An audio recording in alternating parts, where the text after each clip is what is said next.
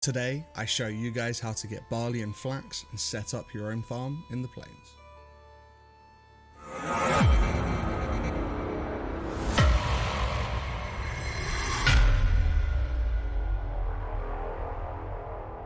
Ladies and gentlemen, mousetraps, lampposts, and drying paints.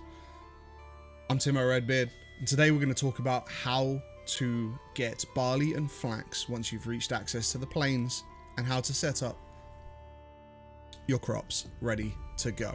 Enjoy. So in order to get barley and flax, what you're going to need to do is find one of these goblin settlements in the plains biome. There are plenty of settlements around, so if you find a good sized plains biome, there's a high likelihood you're going to find one of these settlements. Now these settlements are very dangerous, so make sure that you're geared up, you're ready to go, you've got your healing pots, you've got your stamina pots, you're going to be running into shamans, berserkers, and a lot of fuelings.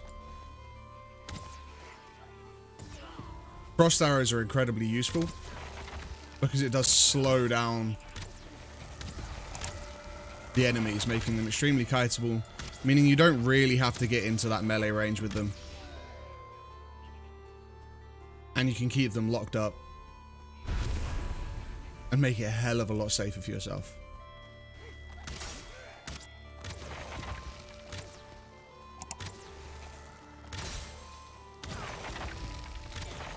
It's important to note and be careful of. The shaman is going to place shields on some of these guys, and those shields will take a first shot and absorb all the damage and all the effects, which is especially important to note that it will stop the frost arrows slow debuff as well, meaning that if they get close and they've got a shield up, you're in for a fight. So what you're looking for are these farming areas here, where you'll see there's a bunch of barley.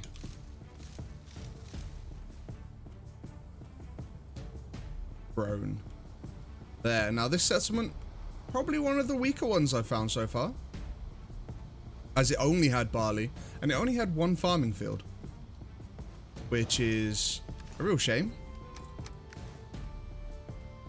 But it does happen, unfortunately.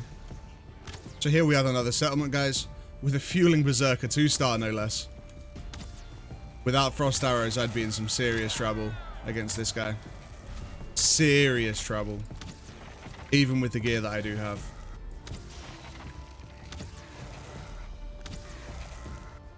And as you can see here, the sheer power of frost arrows. They may not be the most damage,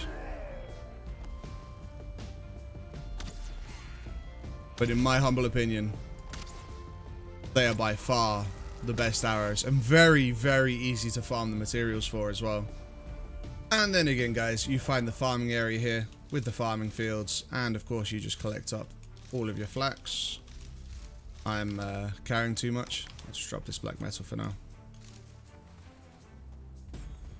Pick up all your flax like so, and as you can see, that farming field dropped 22 flax, which is actually a fantastic amount. But now you have your barley and your flax like this. You're ready to set up your plains farm. So I've just set up a little farm ring here in a safe portion of the plains, if you can call any part of the plains safe, where I'm just going to cultivate the ground here, and then I'm going to directly plant flax and the barley in.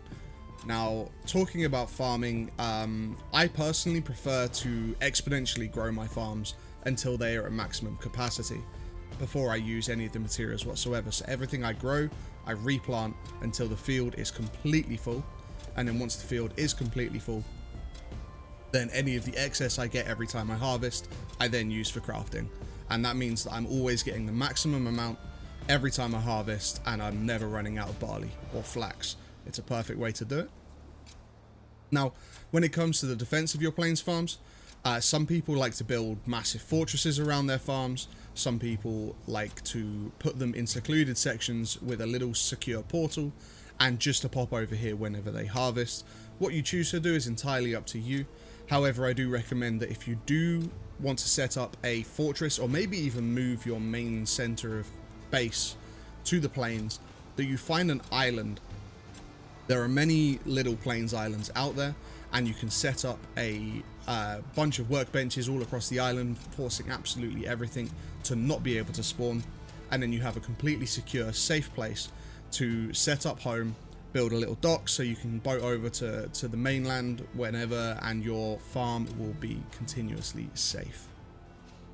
Now, if you have liked this video, guys, please do hit that like button, consider subscribing, and don't forget to caress that notification bell. I really appreciate all the support you send my way. If you do want to support me further, do check out the links below for Patreon. And also come check me out on Twitch. I stream from Tuesday to Saturday starting at 12 PM GMT. I'd love to see you there. And also join the Discord. We share a bunch of screenshots there, and we have a fantastic community. I'd love for you to be a part of it. However, for me, peace out. Take care.